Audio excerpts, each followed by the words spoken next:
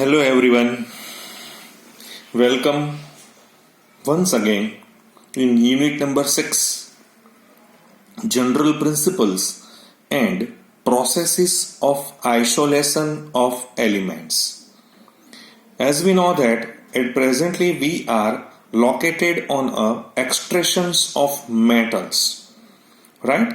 In last lecture we completed the extractions of copper from copper oxide and zinc from zinc oxide, then extractions of copper from low grade ores and their scraps, whole herald process with the help of cryolite, then extractions of non-metals by oxidations, and today we start with the extractions of metals both by oxidation as well as reduction. It's an important topic sometimes which will be asked in your board examinations, and some MCQs also will be asked from these portions. So let us start with the extractions of gold and silver. So here they says that we have already discussed, right, that the extractions of gold and silver involves the leaching of the metals present in the ore with cyanide ion. Because in the portion of leaching, when we studied about the bauxite to alumina, and the second portion is like that, the extractions of gold and silver with the help of some agents that we have to use. So it's called as leaching agents, right? What is the function of these leaching agents? They, for example, in the case of alumina, so some impurities like TiO2 is present, silica is present. So we have to carry out all these impurities with the help of leaching process. So same way here in these portions where the leaching of the metals which is present in the ore with a cyanide ion. This is one of the best oxidations reactions. What they say is oxidations reactions, and then we convert into reductions reactions, because during the leaching process Ag means silver is oxidized to Ag plus 1 and gold into gold plus 1, which then combine with cyanide ion to form their respective soluble complexes, right? As we know that, so first we have to take a silver.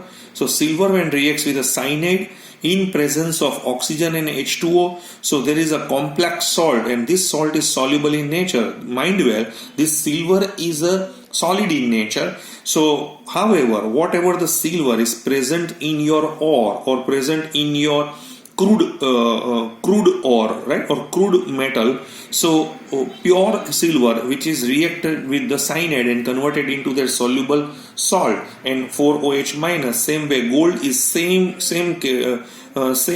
procedure. It reacts with a cyanide or ions and is converted into their soluble complex. Because we know that in the case of Ag, so there is Ag plus 1 is the oxidation state. Here the Au plus 3 is the oxidation state that we have to observe. Okay. Now these metals are recovered from these complexes by reduction method. Means another method is called as a reduction method.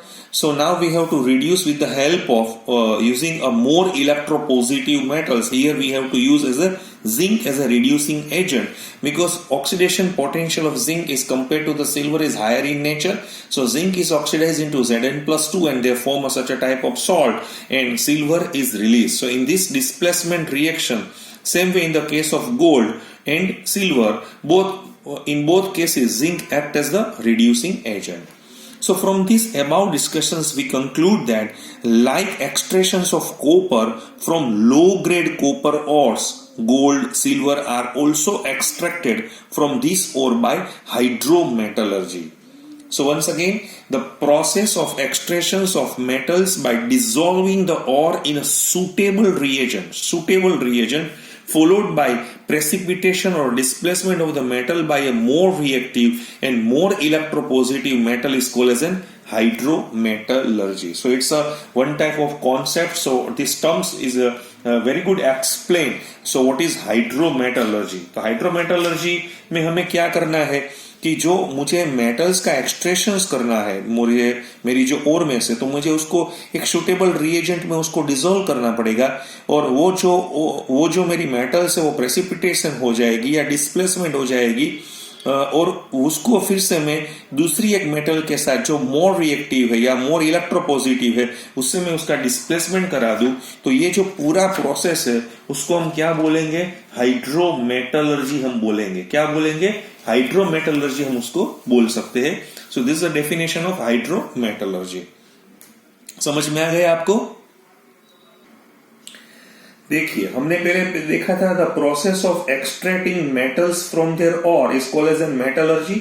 तो metallurgy के जो operations थे उसमें से पहला operation था crushing and grinding of the ore, दूसरा था कॉन्सेंट्रेशन और बेनिफिकेशन ऑफ द ओर, तीसरा था हमारा extraction of crude metal from the concentrated ore. तो ये तीनों हमने बहुत ब्रीफली डिस्क्राइब किए हुए हैं. और जो लास्ट वन है वो है refining of the crude metal. जो मेरे पास क्रूड मेटल है अभी मुझे उसको पूरा रिफाइन करना है, यानी मुझे 99.99% प्योर प्रोसेस में मुझे लाना है. तो ये जो स्टेप है उसको हम क्या बोलेंगे? रिफाइनिंग हम उसको बोलेंगे.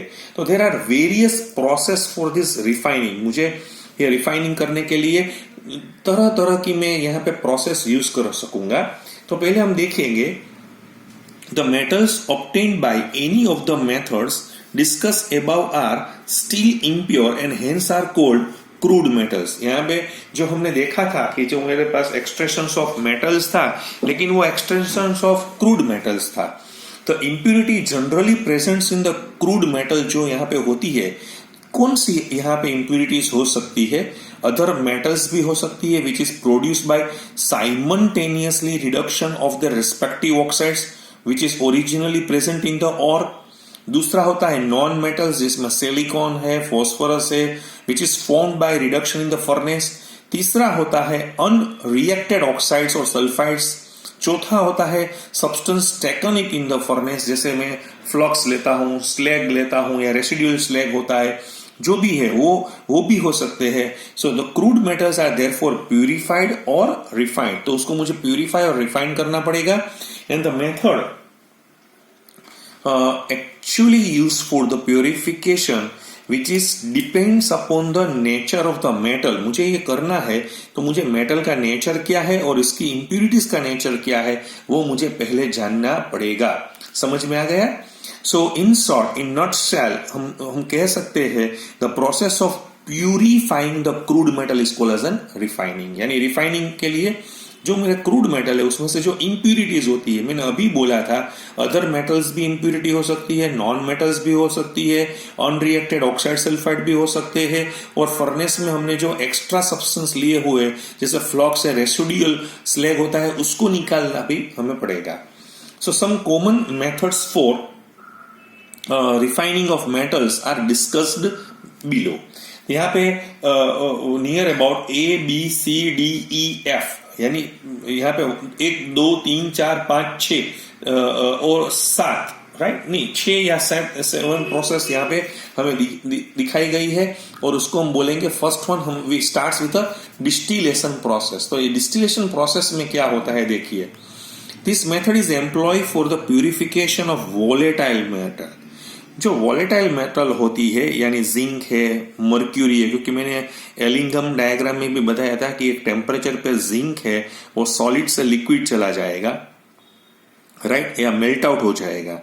दूसरा मैंने मर्क्यूरी के बारे में भी बात की थी. मर्क्यूरी में भी आपने ग्राफ देखा होगा.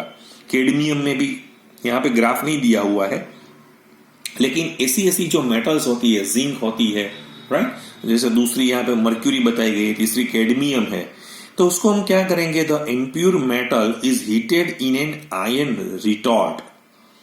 या हम उसको आयन रिटॉर्ट में हीट करेंगे तो उसमें से जो वेपर निकलेगी which is condense in separated receiver, क्योंकि उसमें से वेपर किसकी निकलेगी? जो हमें वॉलेटाइल मेटल होगी, यानी जिंक की वेपर निकलेगी. अगर मर्क्यूरी है तो मर्क्यूरी की निकलेगी. अगर कैडमियम है तो कैडमियम की निकलेगी. सो उसको हम कंडेंस करेंगे दूसरे एक रिसीवर में, and the pure metal distils over, living behind, जो नीचे रह जाएगा वो हायर बॉइलिंग पॉइंट वाले नॉन वॉलेटाइल इंप्यूरिटीज ही रिटॉर्ट में रह पाएगी। तो ये डिस्टिलेशन प्रोसेस है, लेकिन तभी मुझे ये इस्तेमाल करने की जरूरत पड़ेगी कि इसमें मेरी जो मेटल्स है वो वॉलेटाइल होनी चाहिए, यानी जिंक, मर्क्यूरी और कैडमियम के लिए। दूसरा प्रोसेस मुझे यहां पे दिया हुआ है वो है लिक्वेशन प्रोसेस। ये भी बहुत बढ़िया वाला प्रोसेस है। लिक्वेशन प्रोसेस आप देखेंगे तो लिक्वेशन प्रोसेस में हम इस तरह से भी दिखा सकते हैं कि the method is use for the purification of such metals is contains impurity which are less fusible than the metals themselves. यानी मेरे पास एक इम्प्यूरिटीज है और दूसरा क्या है, मेरी मेटल्स है, लेकिन इम्प्यूरिटीज होती है उसका जो मेल्टिंग पॉइंट है इम्प्यूरिटीज का वो बड़ा, और मेरा जो मेरा जैसे मैं कह सकता हूं प्योर मेटल है उसका जो मेल्टिंग पॉइंट है वो थोड़ा कम होने की वजह से वो मेल्ट डाउन हो जाएगा। So this once again this method is use for the purification of such metal as contains impurity which are less fusible than the metals themselves. So the melting points of the metals are lower than those of the impurities. तो उससे क्या होगा, यहाँ पे volatile का problem है, यहाँ पे वॉलेटाइल नहीं है। The crude metal is heated in an inert atmosphere of carbon monoxide on the sloping hearth of a reverberatory furnace. ये स्लोपिंग हर्थ है, यानी एक यहाँ पे एक ढलाव आपको दिखाई दे रहा है, राइट। और जो स्लोपिंग हर्थ में, जैसे मेरे पास एक रेवर बैटरी फर्नेस में मैं उसको क्रूड मेटल को जैसे हीट करूंगा, सो द मेटल मेल्ट्स, तो जो भी मेटल का मेल्टिंग पॉइंट डाउन होने की वजह से वो मेल्ट हो जाएगा, which is flow down into the receiver and leaving the infusible impurities on the hearth. यानी यहाँ पे जो है तो वो हर्थ पर ही रह जाएगी और बाकी का जो है वो मेल्ट डाउन होके यहाँ पे आ सकता है, राइट। सो जैसे मेरे पास मेटल, टीन की मेटल है या लेड की मेटल है, तो मैं उसको इस तरह से प्यूरिफाई यहाँ पे कर सकता हूं। आपको समझ में आ गया? मुझे जो यहाँ पे ले आना है, तो जैसे मैंने टीन के बारे में बात की थी उसी तरह से हम यहाँ पे बात करना चाहते हैं किसका, लेड का। तो ये दोनों का मेल्टिंग पॉइंट है, जो दोनों का मेल्टिंग पॉइंट की यहाँ पे बात की गई है वो वॉलेटाइल नहीं है, लेकिन उसका मेल्टिंग पॉइंट कम होने की वजह से हम उसको लिक्वेशन प्रोसेस से भी निकाल सकते हैं। तीसरा मुझे यहाँ पे दिया गया है और वो है इलेक्ट्रोलिटिक रिफाइनिंग। इसके बारे में हमने जो इलेक्ट्रोलाइसिस हमारा चैप्टर था, राइट, इलेक्ट्रोकेमिस्ट्री हमारा वाला चैप्टर था, मैंने वहां पे भी आपके साथ वहां पे बात की थी। फिर से एक बार फिर से रिवीजन हो जाए। A large number of metals, जैसे मेरे पास कॉपर है, सिल्वर है, गोल्ड है, लेड है, निकल है, क्रोमियम है, जिंक है, एल्यूमिनियम होता है, वो इस तरह से यहां से इस मेथड से इलेक्ट्रोलिटिक रिफाइनिंग से हम उसको कन्वर्ट कर सकेंगे। तो उसमें मुझे क्या करना पड़ेगा, जो मेरा इम्प्योर मेटल्स होती है, राइट, तो वो उसको मुझे एनोड की तरह मुझे इस्तेमाल करना पड़ेगा, या एनोड के जगह पर मुझे इम्प्योर का इस्तेमाल करना पड़ेगा। और जो मेरा कैथोड वाला पोर्शन है, राइट, तो वो सेम मेटल का प्योर स्ट्रिप मुझे लेना पड़ेगा। So once again in this method the impure metal is converted into a block which forms the anode, while the cathode is made up of a pure strip of the same metals.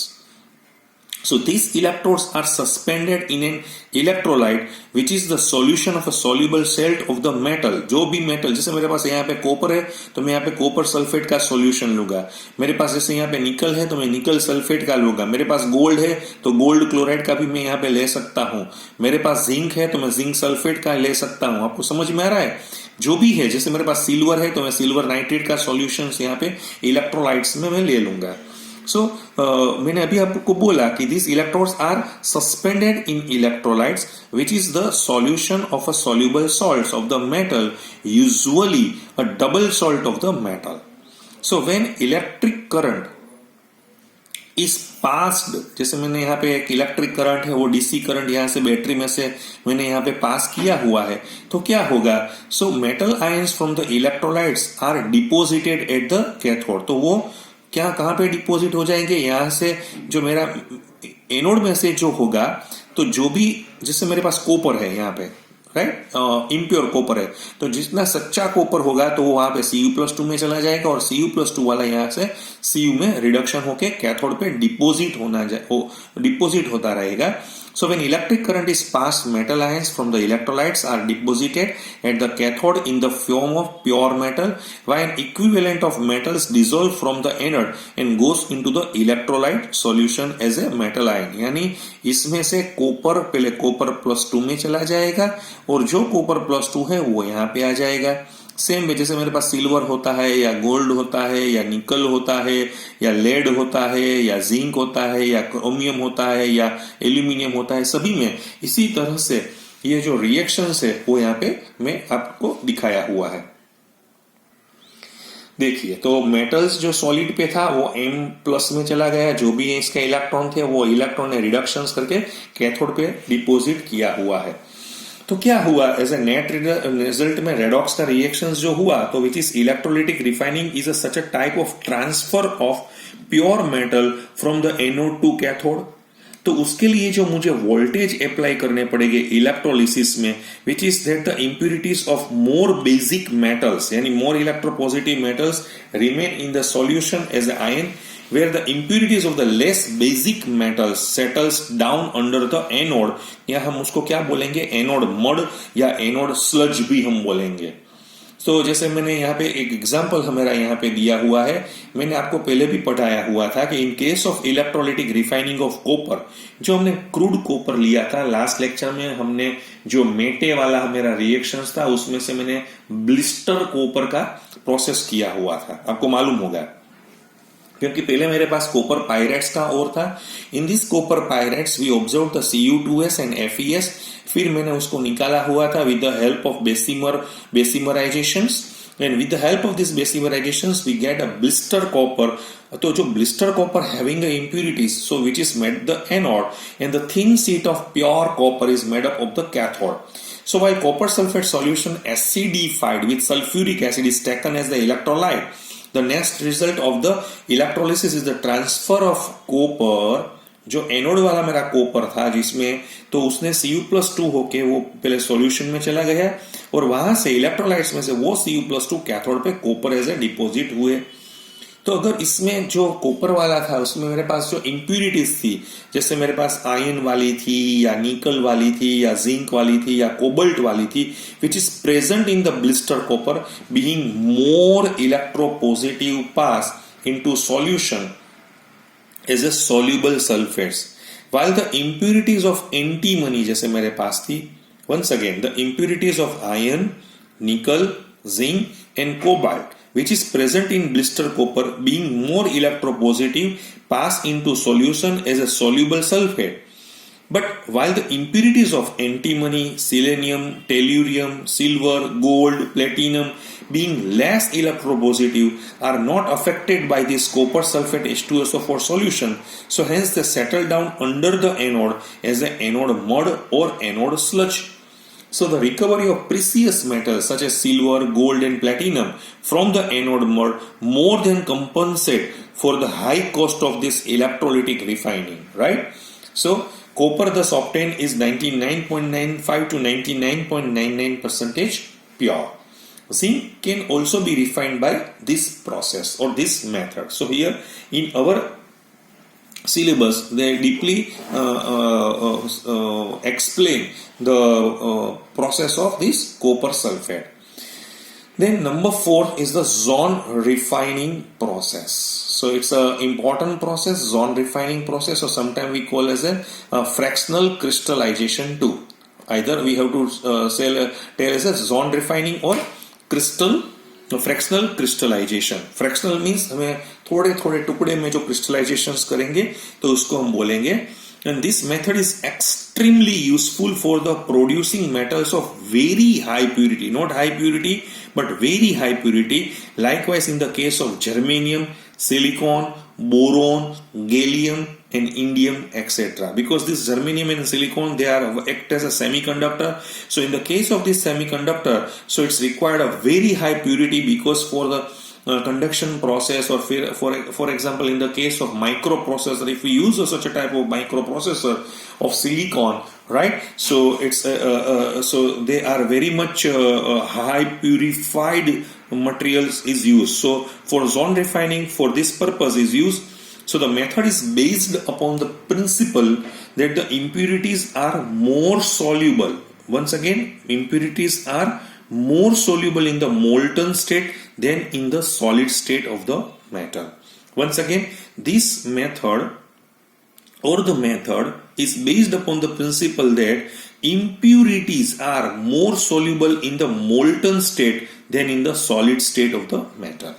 In other words, when the metal of an impure metal is allowed to cool, the pure metal crystallizes out while the impurities remain in the melting form. So in this method, the impure metal is converted into a bar which is heated at one end with a moving circular heater. जैसे मैं अभी आपको यहाँ पे दिखाऊंगा, जो ये आप फिगर है वो आप देखेंगे, देखिए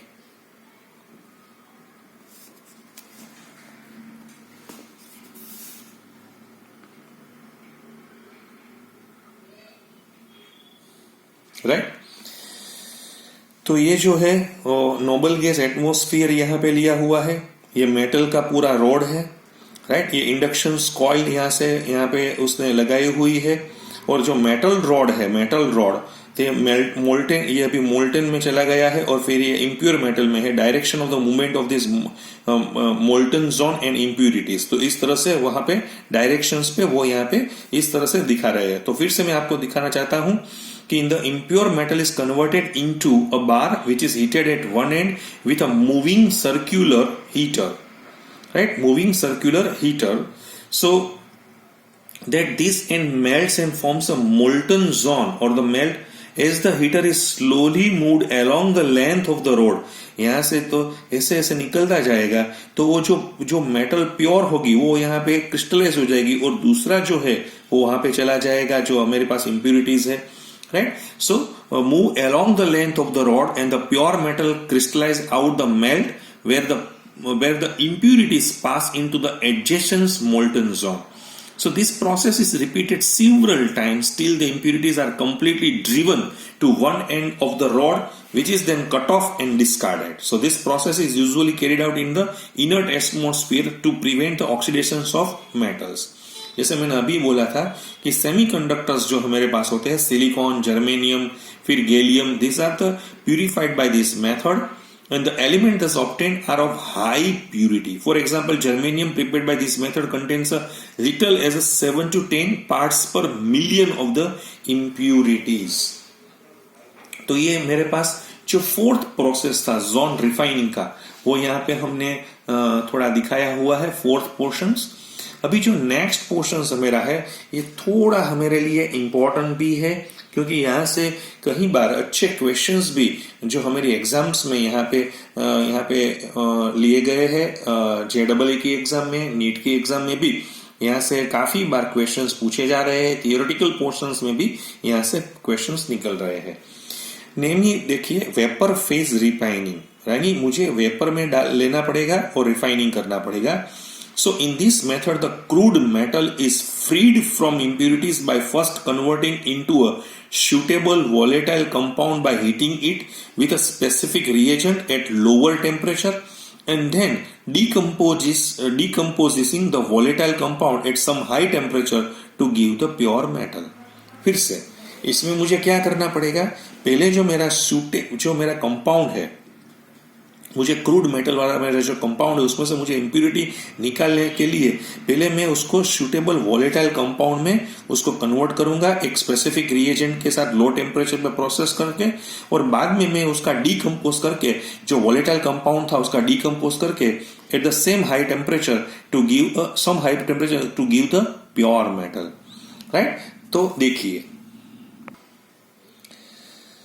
so the metals should form a volatile compound with a suitable reagent is our first step, and then the volatile compound should be easily decomposable so that recovery is easy. इसमें दोनों process होनी चाहिए, पहले volatile भी जल्दी हो जाना चाहिए और वोलेटाइल के बाद उसका जो डिकम्पोज भी अच्छी तरह से हो जाना चाहिए।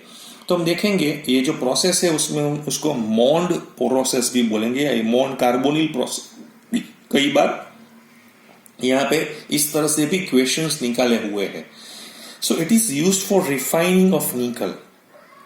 देखिए निकल का रिफाइनिंग कई तरह से हो सकता है। मैंने अभी आपको बोला था, मैंने जो इलेक्ट्रो रिफाइनिंग अभी हमने पूरा किया था जो कॉपर वाला था, उसी तरह से भी निकल सकते हैं, यहां से भी निकाल सकते हैं। सो व्हेन इम्प्योर निकल is heated in a current of CO, यानी कार्बन मोनोऑक्साइड का जो करंट, इसको नियर अबाउट 330 टू 350 केल्विन्स में करेंगे तो फर्स्ट इज कन्वर्टेड इनटू निकल टेट्रा कार्बोनिल। ये टेट्रा कार्बोनिल निकल का एक कॉम्प्लेक्स कंपाउंड यहाँ पे मिलेगा which is living behind the impurities. यानी वो इम्प्यूरिटीज को, अभी देखिए इसमें जो भी इम्प्यूरिटीज होगी तो वो CO के साथ रिएक्ट नहीं करेगी। जो सच्चा वाला जो निकल होगा वही इसके साथ रिएक्ट करके निकल टेट्रा कार्बोनिल में चला जाएगा और फिर at a high temperature near about 450 to 470 it's decomposed. So when it undergoes thermal decomposition which is gives a pure nickel और कार्बन मोनोऑक्साइड यहाँ से निकल गया है।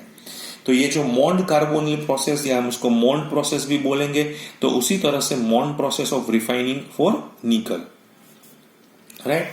दूसरा जो यहाँ पे दिया गया है वो है वान आर्केल मेथड। तो ये वान आर्केल मेथड क्या है? So this method is very useful preparing for ultra pure, not pure but ultra pure metals by removing all the oxygen and nitrogen present in the form of impurities in certain metals. Once again, this Van Arkel method is a typical method or is a specializations method and mainly is used for the zirconium or titanium, right? या zirconium के लिए या titanium के लिए वो ज्यादातर इस्तेमाल हो रही है। Once again, this method is very useful for preparing not pure metal but ultra pure metals by removing all the oxygen and nitrogen present in the form of impurities in certain metals such as zirconium and titanium which are used in space technology. In this method, crude zirconium is heated in an evacuated vessel with iodine at near about 870 Kelvin. So first we get the covalent volatile zirconium tetraiodide compound, and after this, this compound is separated and is then decomposed by heating over a tungsten filament at 2075 Kelvin to get a pure zirconium, right? And iodine is released. Same way in the case of titanium, with the help of this iodine as a solid form, which is converted into TiI4 in gaseous form, and after 1700 Kelvin it's converted into the titanium and we get a iodine.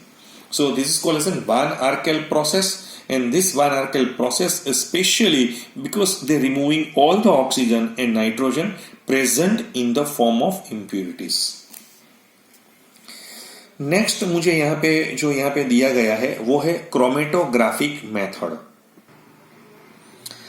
So first, once again, chromatography is nowadays is the most modern and versatile method for separations as well as purification and for the testing the purity of elements and their compounds. Because nowadays most of the industries will use a chromatographic method because it's a very precise method, it's a very modern method, versatile method, and the purpose for this chromatographic is they're having some advantage for separations as well as purifications and testing the purity of the elements and their compounds. So the method is based upon the principle that the different components of a mixture are not absorbed but adsorbed. Not absorbed, it's absorbed to different extent on a adsorbent, right? So chromatography is essentially a physical technique. It's not a chemical technique but it's a physical technique. So it consists of two different phases, the stationary phase and number 2 is the mobile phase. Stationary phase can either solid, means such as alumina and silica gel, or tightly bound liquid on a solid support such as paper in which the liquid water is held by the solid cellulose. And the mobile phase on the other hand can be liquid, gas or supercritical fluid such as carbon dioxide. So depending upon the physical state of the stationary phase and the moving phase, and also on the process of passage of the moving phase, chromatography can be several types such as column chromatography, partition chromatography, and gas chromatography, etc. Once again, in this chromatographic process here, our textbook gives the idea about the column chromatography. So today we are stop at here. In next lecture we starts with this chromatographic method and some uses of certain metals like some uses of aluminium, copper, zinc and iron. Thank you very much.